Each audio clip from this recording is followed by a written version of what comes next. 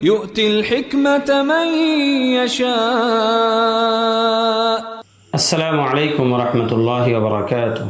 نحمده ونصلي على رسوله الكريم أما بعد. এই দরসে আমরা আলোচনা করব শরহ উকুদি রসমিল মুফতি কিতাব থেকে 15 নম্বর উসুল বা মূলনীতি সম্পর্কে।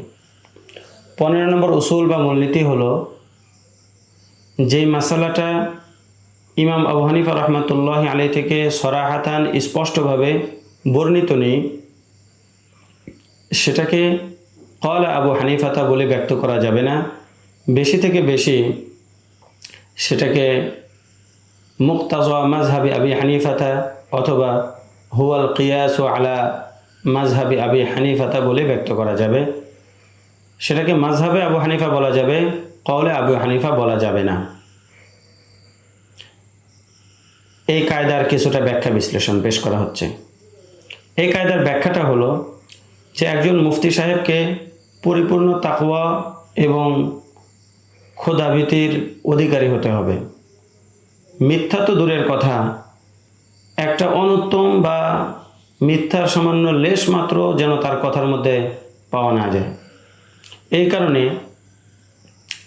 যদি কোনো মাসালা মাশায়েখে কেরাম বর্ণনা করেন, যেই মাসালাটা স্বয়ং সরাসরি ইমাম আবু হানিফা রহমাতুল্লাহ আলাইহি থেকে বর্ণিত না, তবে ইমাম আবু হানিফা রহমাতুল্লাহ আলাইহির উসুল ও মূলনীতির আলোকে মাশায়েখে কেরাম মাসালা বের করেছেন, অথবা কোনো গায়রে মানসুস মাসালাকে ইমাম আবু হানিফা রহমাতুল্লাহ আলাইহির মানসুস ও তার বর্ণিত মাসালার উপর কিয়াস করে মাশায়েখে কেরাম বের করেছেন, তাহলে এই মাসালাকে ক্বালা আবু হানিফাতা বলে ব্যক্ত করা যাবে না।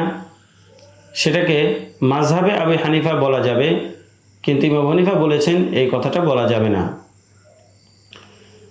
এক্ষেত্রে সাহেবুদ দুরার ওয়াল গুরার বলেছেন, যদি কোনো কাজী বা বিচারক জজ ইমাম আবু হানিফা রহমাতুল্লাহি আলাইহির মাজহাবের বিপরীত, তার কওলের বিপরীত শাফিঈ অথবা ইমাম মালিক অথবা ইমাম আহমদের কওলের উপরে ফয়সালা করে, তাহলে সেই ফয়সালাটা গ্রহণযোগ্য হবে না।